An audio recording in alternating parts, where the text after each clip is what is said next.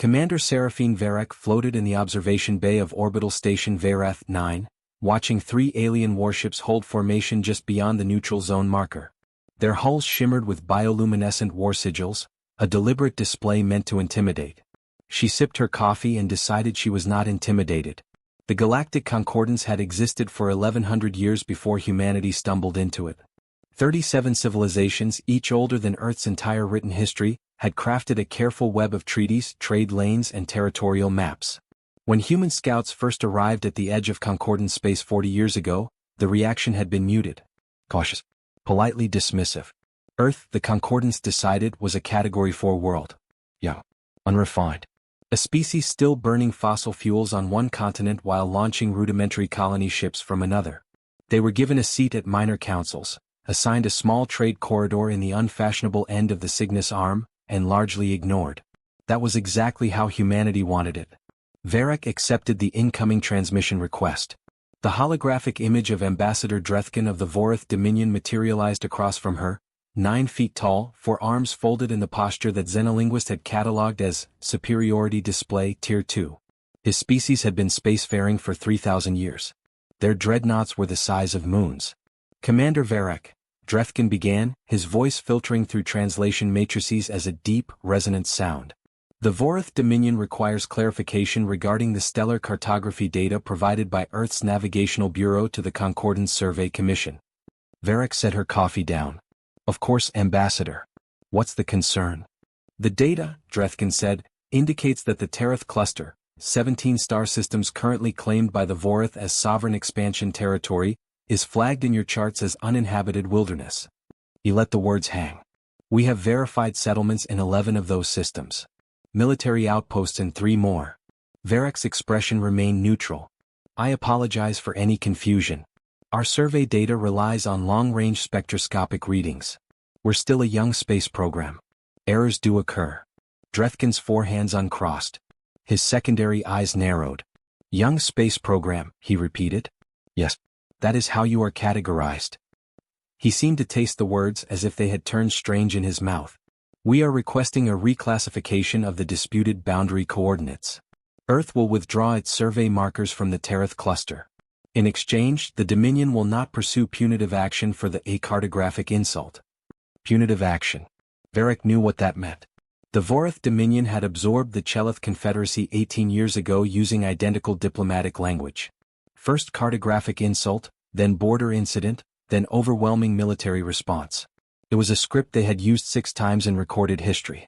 I'll need to consult with Earth Command, Varek said. You have 48 standard hours. The transmission ended. Varek picked her coffee back up. Behind her, Lieutenant Commander Orion Desh unstrapped from his seat at the communications console. Desh was 29, black-haired, with the permanently thoughtful expression of a man running 17 calculations simultaneously.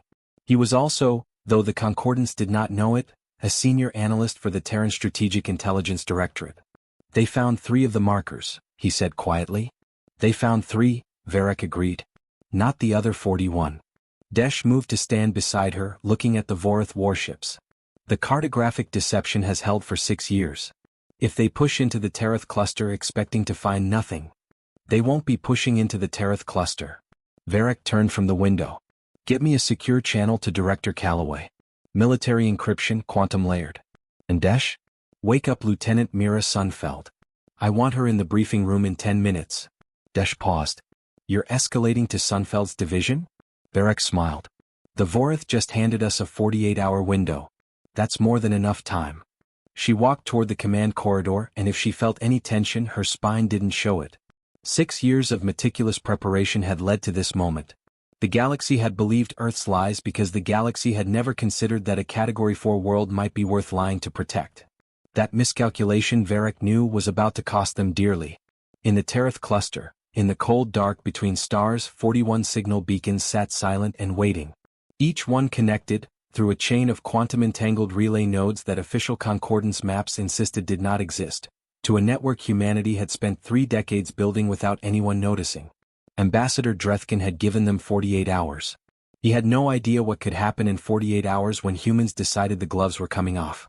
3 days before Ambassador Drethkin delivered his ultimatum, A mining hauler registered to Meridian Colonial Exports departed from Concordance Way Station Porth with a load of processed silicates and a flight plan that showed it bound for Earth's primary colony hub at New Carthage. The flight plan was accurate. What it didn't mention was the 40-minute detour the hauler made through the outer debris field of the HFY system, where it dropped a small, unremarkable cargo container that descended silently toward a planetoid with no official name on any concordance chart. Lieutenant Mira Sunfeld watched the container dock through a frost-covered observation port. She was 34 with close-cropped red hair, the lean build of someone who'd spent too many years in low-gravity environments, and the calm, measuring gaze of an engineer who had spent most of her career making things that officially didn't exist. Horizon 7 was one of those things. From the outside, the planetoid designated KV-119 by Earth's private survey teams looked like exactly what the Concordance believed it to be. A worthless chunk of silicate rock with trace frozen methane deposits, no atmosphere, no resources of consequence, and no reason for anyone to visit. The Vorith survey teams had swept it 4 years ago and confirmed it as empty. They had swept at the standard Concordance depth resolution, enough to detect settlements, energy signatures, and communications arrays at the megawatt range. Horizon 7 operated at 340 kilowatts, distributed across 17 micronodes buried 12 meters below the surface, shielded by a metamaterial lattice that absorbed and re-radiated sensor pings with a return signature indistinguishable from native rock. The installation had taken 9 years to build, and it was one of 23 humanity had quietly seeded through the Tereth cluster over the past decade. Mira descended to the operations floor where her team of 11 were already at stations. On the main display, a real-time tactical map showed the Tereth cluster as it actually was, not the blank, survey-confirmed emptiness on official concordance charts, but a complex web of human infrastructure. Relay nodes, sensor arrays, prepositioned supply caches, and 3 installations considerably larger than Horizon 7. Message from Verac, said Technician Pell Warren, a compact woman with the precise movements of someone raised on ships. She pulled the transmission onto the secondary screen. Vorith Dominion has issued a territorial claim demand. 48-hour deadline. She's escalating to Sunfeld's division. Mira read the message twice. How long before Drethkin moves his fleet? Based on Vorith doctrine? Warren studied the display. If we don't comply, they'll wait the full 48, then send a scout wing into the Tereth cluster. 30 to 60 ships, looking for a provocation to justify full mobilization. They'll find one. If we let them. Warren glanced at her. Are we letting them? Mira picked up a stylus and tapped the display, selecting System Kael'vas. Pull up the resonance anchor inventory. All clusters. The screen populated with a list. Mira scanned it and allowed herself a small, quiet satisfaction. 6 years ago she had written the theoretical framework for what the Directorate internally called Operation Cartographer. The idea was elegant in the way that truly dangerous ideas tend to be. If a superior military power believes you are weak, let them keep believing it, until the precise moment when you choose to stop. The Concordance had spent 4 decades cataloging human civilization and concluding that Earth posed no strategic threat. Their analysis was thorough and systematic. It was also based entirely on what humanity had chosen to show them. Get me a quantum-secure line to Director Calloway, Mira said. Priority Aurum. While Warren established the connection, Mira moved to the secondary console and pulled up the file that her team called, with the dark humor common to people who operated in permanent secret, the receipt. It was a comprehensive inventory. Not of Horizon 7's equipment. Not of the Tereth installations. The receipt documented every piece of infrastructure, every ship hull, every weapons platform, every trained operative, every prepositioned piece of technology that humanity had been quietly building, deploying, and hiding for 31 years. The Concordance had seen Earth's colonial ships, slower, smaller, less armed than their own. They had seen Earth's frontier stations, modest, functional, clearly the work of a species still learning to build beyond their home star. They had seen Earth's official military fleet, 87 vessels which Concordance analysts had assessed as capable of defending Earth's home system in a defensive engagement and nothing more. The receipt showed 847 ships, dispersed across 17 undisclosed systems, maintained by crews that didn't officially exist, fueled by a logistics network that moved through the Concordance's own trade routes carrying nothing more suspicious than processed minerals and agricultural goods. Humanity had not been slow. Humanity had been quiet. Calloway is online, Warren said. Director Yemi Calloway's face appeared on the secure screen. She was 61, silver-haired, with the expression of someone who had spent 4 decades making the galaxy underestimate her species. Mira. I assume Varek's message reached you. It did. I'm looking at the receipt. Pause. How long do you need? Mira looked at the tactical display. The Tereth cluster spread across the screen, its hidden infrastructure glowing softly in the dark. We don't need long, she said. That's the point. Calloway nodded slowly. Then it's time to stop lying about Earth. Mira set down the stylus. Outside the frost-covered port, in the cold emptiness of a system the Vorith considered worthless, the stars didn't care who owned them. Humanity had spent 31 years making sure that when the moment came, the answer to that question would be very clear. Grand Admiral Thesavar of the Vorith Dominion had commanded warships for 62 years. He had absorbed 3 minor civilizations, repelled 2 border incursions, and personally overseen the bombardment of Chelith Prime when that species had been foolish enough to test Dominion patience. He was not a man who experienced surprise. At hour 42 of the 48-hour deadline, 6 hours before the Dominion Scout Wing was scheduled to enter the Tereth cluster, Thesavar experienced something unprecedented. He was in the command center of the Sovereign Ascendant when his tactical officer, Sub-Admiral Grethen, turned from the long-range sensor console with an expression Thesavar had never seen on a Vorith officer's face before. It took him a moment to identify the emotion. It was confusion. Sir, Grethen said carefully, I'm reading new energy signatures. Tereth cluster, systems KV-11 through KV-17. Thesavar moved to the display. Classification. Grethen's 4 hands worked the console. Terran. The signature profiles match human reactor cores, but, she stopped. But what? But the scale is wrong. Grethen's voice had dropped to something approaching disbelief. I'm reading 112 distinct power sources across those 7 systems. The largest is putting out approximately 800 gigawatts. That's, she did the conversion. That is the output of a Dominion Tier 3 battle station. Thesavar stared at the screen. Error in the sensor array. I've run 3 independent confirmations, sir. Then someone else's ships have entered the cluster. The signatures are Terran, sir. The reactor harmonic patterns are specific to human fusion technology. I've cross-checked against every database in the Concordance registry. Grethen looked at him. These are human installations. They were there when our survey teams cataloged the cluster 4 years ago. The systems just weren't detectable at standard scan resolution. Thesavar was quiet for exactly 4 seconds. In 62 years, it was the longest 4 seconds of his life. How long have they been there? Grethen ran the analysis. Based on structural decay modeling and entropy profiles of the isotopic signatures. She looked at the number. She looked at it again. The oldest installation in the cluster was constructed approximately 12 years ago. The command center had gone silent. Every officer present understood the implication. The Vorith Dominion had surveyed the Tereth cluster 4 years ago and pronounced it empty. 12 years before that survey, humans had already been building there. Get me a full sensor sweep, Thesavar ordered, his voice flat and precise. Everything. Maximum resolution. I want to know every installation in this cluster. The sweep took 9 minutes. During those 9 minutes, Thesavar stood at the tactical display and watched the screen populate with contacts. Not 1 or 2. Not a dozen. Contacts across every system in the cluster, 23 installations of varying sizes, a relay network that, once the sensor resolution was pushed high enough, was clearly visible running in thin quantum-entangled threads between the stars and movement, Grethen said sharply. Ships. They dropped out of what Thesavar's sensors had been reading as empty space, fold spaces, he realized. Human-designed fold spaces, the signatures so different from Dominion technology that his sensors had classified them as natural spatial anomalies. 1 ship, then 5, then 20, then 40. They materialized in formation, and the formation's geometry was not random. It was a specific arrangement that Dominion military doctrine classified as an encirclement configuration.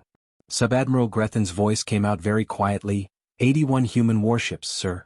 The largest appears to be approximately 1.4 kilometers in length. Thesavar stared at the vessel Grethen had identified. It was shaped nothing like the human ships in the Concordance database, not the small, boxy colonial haulers or the modest patrol vessels that comprised Earth's acknowledged fleet. This ship was dark and angular, built with the purposeful geometry of something designed not for transport but for overwhelming application of force. On the communications panel, a light began to pulse. An incoming message on an open frequency from the largest human vessel. Thesavar accepted it. The face that appeared was young, by Vorath standards absurdly young, with short red hair and an expression of absolute professional calm. "Grand Admiral Thesavar," she said. "My name is Lieutenant Mira Sunfeld. I'm speaking to you today on behalf of the Terran Strategic Command." Thesavar said nothing. "You are currently surrounded by 81 vessels of the Terran Defense Fleets, operating from 23 installations that your survey teams assessed as empty space." Sunfeld let that land. "The Vorath Dominion has issued a 48-hour territorial demand to Commander Varek at Station Vareth 9. The deadline expires in 6 hours. I'm contacting you now ahead of that deadline as a professional courtesy." "A courtesy?" Thesavar repeated. "Yes, sir. We want to give you time to reassess."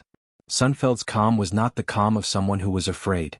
It was the calm of someone who had prepared for this moment for a very long time.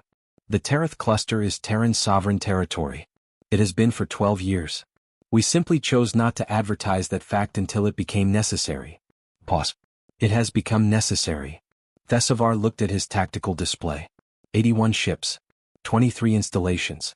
A relay network threading through territory the Dominion had claimed. And behind this fleet, his analysts were already running the logic chain, and the numbers coming back were making his senior officers very, very quiet.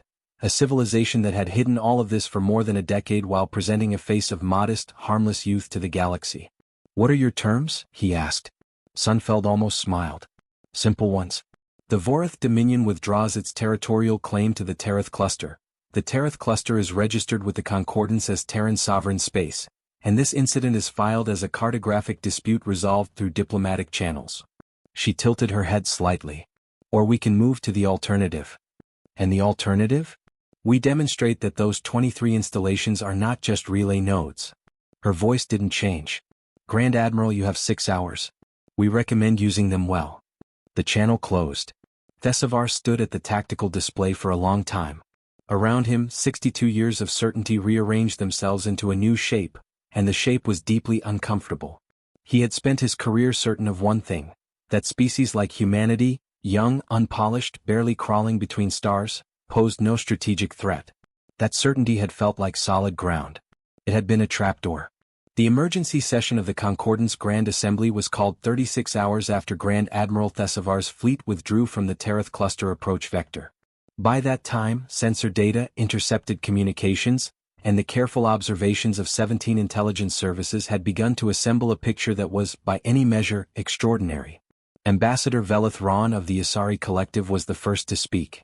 The Asari were one of the founding species of the Concordance, ancient and methodical, inclined to understatement in all things. Velith Ron had represented the collective at Grand Assembly for 90 years. She had seen empires rise and dissolve. She sat in the central chamber of Nexus Station Arathos, a structure so large it had its own gravitational signature, and addressed 1,100 representatives of 37 civilizations with the measured cadence of someone choosing each word like a stepping stone over deep water. "The analysis," she said, "is complete. I will summarize it." Silence fell.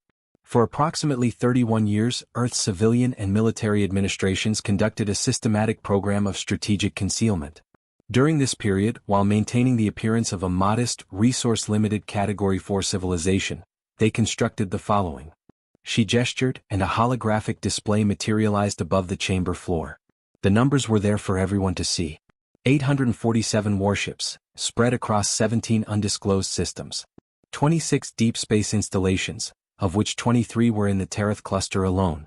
A quantum relay network, threading through concordant space using nodes small enough to evade standard sensor sweeps, connecting Earth's unofficial assets with a communications infrastructure that, multiple analysts had been forced to concede, was technically superior to the Concordance's own primary relay grid.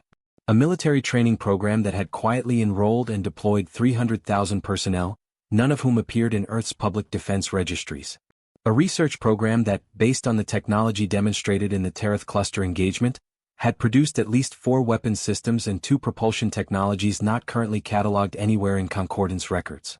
And this detail had generated particular alarm among the intelligence analysts, evidence that at least some of these programs had begun before humanity made first contact with the Concordance, before they had any verified knowledge of the threats they might face out here, before they knew the rules of a game they were still learning. They had started preparing before they knew what they were preparing for. Velith Ron let the display hang in the air. The question before this assembly, she said, is not whether to respond to Earth's deception. The Tereth cluster dispute has been resolved through diplomatic channels, as Commander Sunfeld proposed. The Vorith Dominion has withdrawn its territorial claim. The cartographic record has been corrected. A Vorith representative began to speak. She continued over him. The question is what category of civilization we are now dealing with. She looked around the chamber. The classification system used by this assembly for 4 decades placed Earth in Category 4, young, developing, non-threatening. I propose that this classification be formally reviewed. Pause. I will note, for the record, that the classification system was developed under the assumption that civilizations reveal their genuine capabilities during first contact. That assumption may require revision. The chamber erupted. 3 rows back from the floor, in the observer section reserved for non-voting members, Commander Seraphine Varek sat with Mira Sunfeld and Orion Desh and watched 37 civilizations simultaneously recalibrate their understanding of humanity. Varek had a coffee because she always had a coffee. They're going to reclassify us, Desh said. Of course they are, Varek replied. Category 7 probably, Mira said, studying the displays. Maybe 8. The Asari use a 12-point scale. Category 8 is established strategic power, peer competitor. Does that worry you? Desh asked. Mira considered the question with the same focused calm she brought to every problem. Peer competitors get invited to the serious tables, she said. Category 4s get ignored. Which would you prefer? On the floor below the debate raged. Representatives of the Chelith species, absorbed by the Vorith 18 years ago, now existing only as a diaspora scattered through Concordance refugee programs, had sent a single observer to this session. She was young, barely 40 cycles old, and she was not looking at the assembly floor. She was looking at the Terran delegation section, at Varek and Sunfeld and Desh, with an expression that was composed of several things. Cautious, complicated, unresolved things that didn't have a clean name. After a moment she looked away. Desh noticed. The Chelith observer has been watching us for most of the session. I know, Varek said. What do you think she's thinking? Varek was quiet for a moment. Probably asking herself where we were 18 years ago. She sipped her coffee. It's a fair question. The chamber's debate continued for 4 hours. When the vote finally came, the margin was not close. 29 of 37 Concordance members voted to open a formal reassessment of Earth's strategic classification. The Vorith Dominion abstained. The remaining 7, primarily smaller species with no direct strategic interest, voted in favor. Velith Ron closed the session with a single sentence that would be quoted in diplomatic histories for generations. We have been measuring Earth against what they showed us. We should have been asking what they were choosing not to show. In the observer section, Orion Desh wrote the quote down. Mira Sunfeld was already thinking about what came next. Because there was always a next. 31 years of preparation had led to this room, this moment, this forced acknowledgement. But preparation was not a destination. The galaxy was very large. And humanity, as it had just demonstrated rather conclusively, was very good at looking ahead. Director Yemi Calloway stood on the roof observation platform of Geneva Strategic Command and looked up at the sky and thought about all the things the sky had meant to humanity across its history. It had meant gods once, then mystery, then destination, then frontier. Now, with the diplomatic channels burning hot and 37 civilizations simultaneously revising their threat assessments of the human species, it meant something new. She was still working out exactly what. The building beneath her feet housed what officially did not exist. The Terran Strategic Intelligence Directorate, 31 years old, staffed by 4,000 people who had spent their careers building a hidden architecture of strength in the dark between stars. They had done their work so well that even within Earth's government, fewer than 200 people had known the full scope of what was being built. Calloway's communicator chimed. She accepted the connection. Varek. The commander's voice came through clearly from Nexus Station Orathos. The assembly session concluded an hour ago. Reclassification vote passed 29-0, 7 abstentions. I heard. Calloway looked at the stars. How did Mira hold up? She was excellent, Varek said. Though she's already asking what the next phase looks like.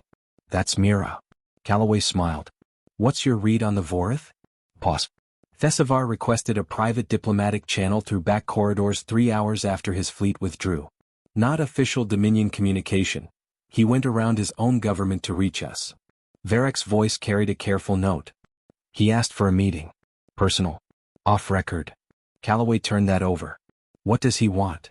I think, Varric said slowly, he wants to understand how we did it. Not strategically. He understands the strategy. He wants to understand how a civilization chooses to spend 30 years being patient. Another pause. He's 62 years old. He's never met anyone who could wait like that. None of them have, Calloway said. That was, she thought, the thing the Concordance still didn't fully understand. The reclassification debate had framed humanity's actions as a deception program, a calculated military strategy of concealment for strategic advantage. And it was that. But it was also something older and stranger, rooted in something the galaxy's older civilizations seemed to have bred out of themselves over millennia of stability. Humanity had not hidden its strength because it was following a military doctrine. It had hidden its strength because 3 billion years of evolution on a world that tried repeatedly to kill everything living on it had produced a species that understood, in its bones, that the most dangerous thing you could do was show your whole hand before you knew the rules of the game. Patience wasn't a strategy for humans. It was an instinct. Tell Thessavar I'll meet him, Calloway said. Neutral location. Have Mira propose a venue. She ended the call and stood for a while longer in the cold mountain air. Behind her, through the reinforced windows of the command center, she could see the operations floor where analysts were processing the new information flowing in from the Tereth installations. No longer secret, no longer needing to be whispered about in coded frequencies. Sensors running at full power. Ships moving openly through systems that had been ghost corridors for a decade. There was something remarkably pleasant, she thought, about the moment when you stopped pretending. In orbit above her, barely visible as moving points of light against the stars, the first elements of Task Force Meridian were repositioning. 847 ships were no longer hiding. Their presence had been acknowledged, their capabilities logged in Concordance databases, their existence entered into the official strategic record. They were, as of the assembly session that morning, the third largest acknowledged military force in the known galaxy. Third largest but arguably the youngest. And as Mira Sunfeld had noted in her after-action report with characteristic bluntness, the only one built by a civilization that had kept it completely secret for 3 decades. In the days and weeks that followed, the Concordance would begin a process of renegotiation with Earth. Trade agreements would be revised, territory boundaries redrawn, diplomatic status elevated. The Chelith diaspora would send a formal inquiry to the Terran Directorate, and the answer, after long, careful, honest conversations that Varric would later describe as the hardest of her diplomatic career, would be yes. Yes, humanity would advocate for their resettlement. Yes, it would be complicated. Yes, it was the right thing to do. The Vorith Dominion would not apologize, because Vorith culture had no mechanism for civilizational apology. But Thessavar, in his private meeting with Calloway, would sit across from her in a small room on a neutral station and say something that would stay with her for the rest of her life. We have been in space for 3,000 years. In that time, we have never encountered a civilization that surprised us. We thought surprise was something that happened to young species before they learned the shape of the universe. He looked at her. You have been in space for 40 years. How did you know the shape of the universe before you found it? Calloway thought about it for a long time. We didn't, she finally said. We just knew the shape of us. Back in Geneva, on a clear evening when the stars came out sharp and cold above the Alps, Orion Desch sat at his desk and wrote the last entry in the classified log he'd maintained for 6 years as part of his cover assignment aboard Veyrath 9. He wrote, Operation Cartographer formally concluded. Duration, 31 years, 4 months, 17 days. Assessment, successful. The Tereth cluster is secured. The galaxy knows what we are. We can stop pretending. He paused, then added a final line. For now. He closed the log, looked out the window at the stars, and allowed himself, for the first time in 6 years, a genuine, unguarded smile.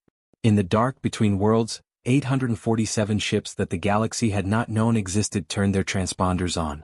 For the first time in 3 decades, they blazed across every sensor array in the Cygnus arm like a second constellation, brilliant, undeniable, and patient no longer. Earth had never been weak. Earth had never been small. Earth had simply been waiting.